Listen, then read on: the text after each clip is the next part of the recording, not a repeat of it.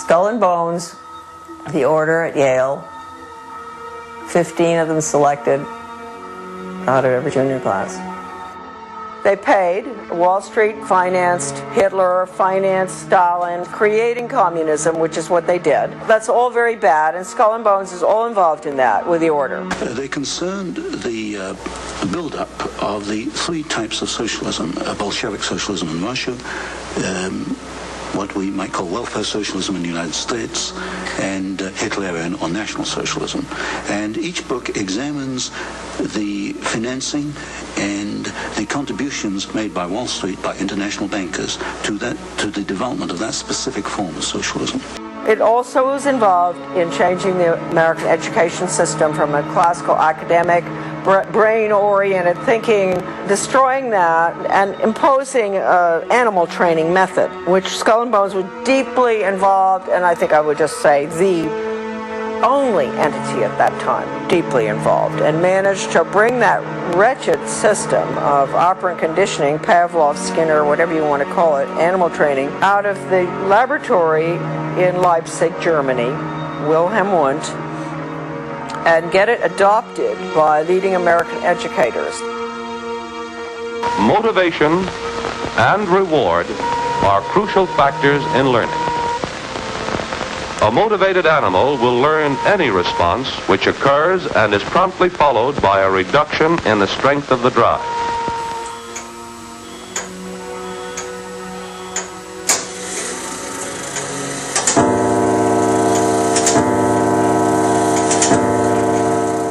My father and grandfather were members of the order. Skull and Bones was put together by William Russell in 1830, secret society at Yale University. And the connections with Germany are pretty extensive. You know, the Illuminati, I think it's got to be, I think that there's a lot of research out there that I haven't even read that is there, that does connect it with the Illuminati. And the Illuminati, of course, was Bavarian Marxist society based on destroying the family, destroying the church, which at that time was Catholicism, destroying religion, destroying national entities, boundaries, no more. I have, you know, the Proofs of a Conspiracy by Robeson, an original copy of that, and it says right in there, you know, where the order, it's interesting, the order, right? The goal was to, just as I said, down with the family, down with the royalty. At that time, governments were royalty, and they were religious. That was Western European, right? Down with nationalism, get rid of countries, drop borders. I mean, and people think that that's new. The Illuminati order, this is Skull and Bones, see?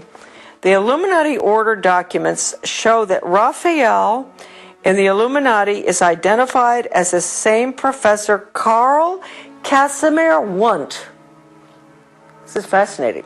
Kirchenrat Karl Casimir Wundt, the one we're talking about, was professor at Heidelberg University in the history and geography of Baden, this town, and pastor of the church at Oeblingen, a small neighborhood town. So Wundt was connected with the Illuminati, his grandfather. Well, this is the background of Wilhelm Maximilian Wundt, who really trained the American educators in the behavioral psychology, stimulus response training type of Skinner, operant conditioning, bells, whistles, all that stuff, which does not teach, it trains for the workforce. Now, this was the order at Yale was directly connected with Wilhelm Wundt. They sent educators over there to study under Wundt. Stanley Hall was the first one to go. This is so important, this stuff here. The Hegelian influence on Hall. Between 1870 and 1882, a span of 12 months, Hall, the American, there's a lot of information on him here too, but I won't go into it. He was connected with Skull and Bones prior to going over. They probably sent him over. Spent 6 years in Germany And he says, I do not know of any other, this is Hall talking, any other American student of these subjects, philosophy and psychology, who came into even the slight personal contact it was my fortune to enjoy with Hartman and Fechner. They were psychologists over there as well. Nor of any psychologist who had the experience of attempting experimental work with Helmholtz. And I think I was the first American pupil of Wundt. Now, Wundt is the one we're dealing with, Wilhelm Wundt from Germany. He had the first laboratory, and people think that American psychology and all was, the psychologist studied under Pavlov, that Pavlov was the first. No.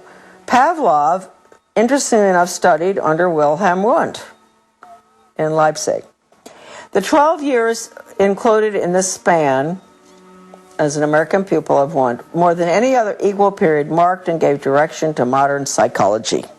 Wilhelm Wundt, 1832 to 1920, professor of philosophy at University of Leipzig, was undoubtedly the major influence on G. Stanley Hall, who was subsequently, who trained, all the others, Thorndike, Dewey, and all of them, okay?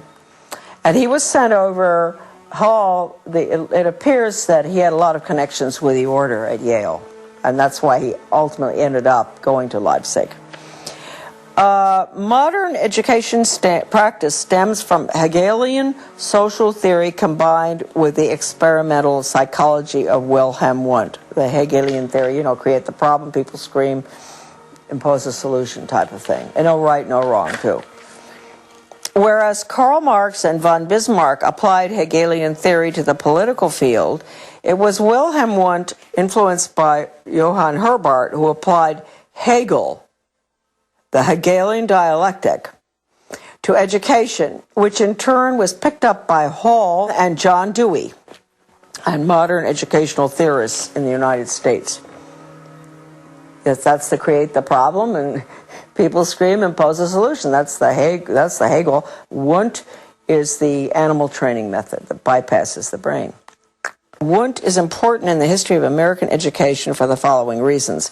He established in 1875 the world's first laboratory in experimental psychology to measure individual responses to stimuli. 2.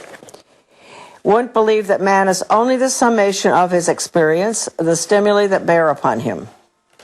It follows from this that for Wundt, man has no self-will, no self-determination. Man is in effect only the captive of his experiences, a pawn needing guidance. 3. Students from Europe and the United States came to Leipzig to learn from Wundt the new science of experimental psychology. These students returned to their homelands to found schools of education or departments of psychology and trained hundreds of PhDs in the new field of psychology. The core of our problem is that Wundt's work was based on Hegelian philosophical theory and reflected the Hegelian view of the individual as a valueless cog in the state, a view expanded by Wundt to include man as nothing more than an animal influenced solely by daily experiences. This Wundtian view of the world was brought back from Leipzig to the United States by G. Stanley Hall and other Americans and went through what is known among psychologists as the Americanization of Wundt. Although Hall was primarily a psychologist and teacher, his political views were partially Marxist, as Hall himself writes, quote, I had wrestled with Karl Marx and half accepted what I understood of him. Confessions, and don't forget Karl Marx used the Communist Manifesto was basically Weishaupt's. It's important to remember that, huh? So this is really a very fine chapter out of Sutton's book, America's Secret Establishment. This is the chapter, How the Order Controls Education. And I want to point out that nobody but Sutton in the writings on the order has ever really dealt with education. Sutton saw the importance. I mean, he'd been doing all the work on our, age of the Soviet Union, on technology and all for the Hoover Institute. But he really, he's the only one who ever connected the order with education. Yeah, you know, even this great book that we've all, that Sudden Leipzig Connection, this great book, I don't believe that Paoli Leone understood the connection with the order either. He wrote about Wundt. It's a fantastic little book. You couldn't get it. The viewers can get this book. I think it's, you know, there are a few very important books on education. I'd say that this is the #1 book on education that's ever been written, this little book. And I think Anthony Sutton agreed, because he got a lot of his work in his book on the order from the Leipzig Connection as well. If we want to start with the condition of the average American right now, who has been conditioned by the television and in the schools and pretty much in daily life, you know, with the community councils and all, it goes away from the individual. Everything is to get, well, John Dewey said it, we have to get rid of the individualism. Everything goes towards the collective, the group. And ever since the early 60s or 50s, they've had the training sessions going on. They started in Bethel, Maine, National Training Labs, to use sensitivity training to bring people together in groups, and they'd all spill their guts about everything. And once you've done that, you're dependent on that person, right? Because they know everything about you. So this is the way you form the collective. It really is very interesting, the sensitivity training, how it works. And it says right in the original documents that it's Chinese communist thought control. Well, Americans have been exposed to this now, you know, certainly since World War II. And they've become little collectivists, really, groupies. They think that way. Anybody who thinks as an individual really is looked at askance, you know, strange person, you know, having an opinion that is opposite to what I've heard every night on the TV or in school or in college. Strange person, these individualists, huh? So that's what we're looking at now. We finally, this is very interesting right now. I mean, talking about the Rockefeller Foundation, the General Education Board of Carnegie, you have, this is the chart showing that the University of Chicago, the School of Education, which had John Dewey and Charles Judd were there. Columbia University Teachers College, John Dewey Thorndike, who had his pet chickens that he trained, James E. Russell, and then James McKell in the Department of Psychology at Columbia. All of those were all funded at Hopkins Medical School by Rockefeller Foundation's General Education Board and Carnegie Foundation. Now, when you think back to everything I've been talking about, the Carnegie conclusions and recommendations to change the American education, 1934, to change American education from the standard, you know, classical education that we have, basically to outcomes-based ed, because Carnegie, after they wrote that nifty little blue book that outlines a socialist America using Carnegie's views, they had something called the 8-year study, the Carnegie Corporation, which we didn't realize until I read something in the Education Commission of States used to have, or still does, maybe in Denver, has a newsletter. And I was reading it one day, and at the bottom of the page, I just saw something, and it said, OBE is simply because we were fighting OBE, outcomes-based education, performance-based education for workforce training. Performance. And I turned the page, and I said, it's just a rerun, virtually, of the Carnegie Corporation's 8-year study in the 1930s. And I went, what? And then we went and we got the whole 8-year study out of the University of Georgia library, because the editor of my book lives in Athens, Georgia. And we got the 8-year study. And the 8-year study actually is what they're putting in right now. It's the no grades. It's removing the Carnegie unit, which requires the old Carnegie unit. You guys went through it in school. You know, we all did. 4 years of math, 4 science, 4 English, 4 history, whatever, in order to graduate.